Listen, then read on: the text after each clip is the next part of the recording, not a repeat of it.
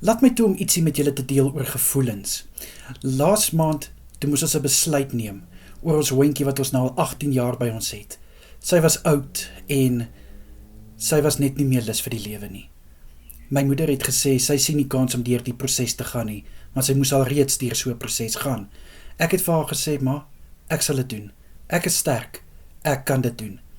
En ek het by haar gestaan, deur die proses, en 'n paar sekondes later vra ek vir die veearts, dat slaap sy nou?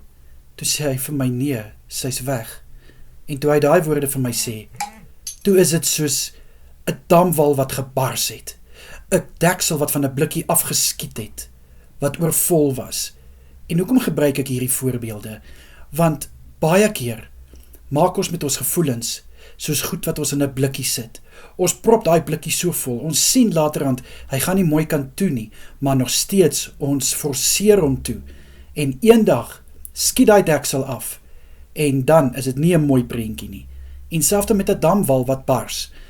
Baie keer word riviere so vol van reën en wat ook al nog, dat die damwal kan nie meer daai druk hanteer nie, en eendag, dan bars daai damwal, en dis dan nie 'n mooi prentjie nie.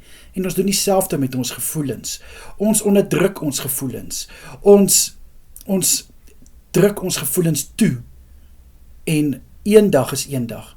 Wanneer jy dit die minste verwag, dan kom al daai gevoelens uit, en dan besef jy, jy's ook maar net mens.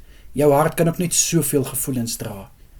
En dit is iets wat ons regtig moet sal aanwerk.